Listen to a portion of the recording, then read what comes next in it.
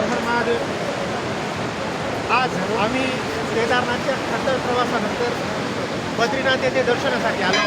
अतिशय सुंदर आणि नयनरम्य इथला परिसर आहे. अगदी 7 धुक्यांमध्ये आम्ही वावरतो आहोत. अतिशय सुंदर, अतिशय आध्यात्मिक दृश्य, जे काय म्हणाल ते शब्द अपुरे आहेत.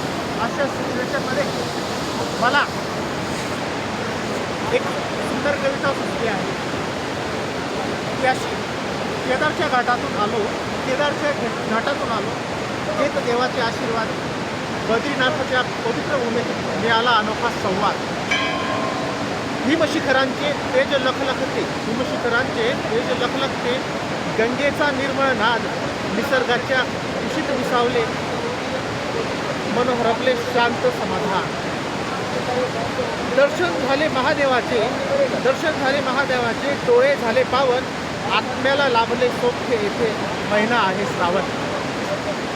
दूर दूरवर फुलले सौंदर्य, दूर दूरवर फुलले सौंदर्य, हवेच्या प्रत्येक स्पर्शात प्रेम, श्रद्धा आणि भक्ती दरवळती या वाऱ्या.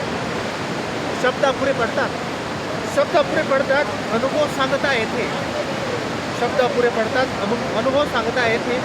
बद्रीनाथाची ही यात्रा, बद्रीनाथाची ही यात्रा हृदयात राहील सदैव. ते वीडियो का फोटो झालो आज, वीडियो का फोटो झालो आज. हिंदू म्हणून जन्मल्याचा सेट करा अभिमान आहे खास, हिंदू म्हणून जन्मल्याचा अभिमान आहे खास. धन्यवाद.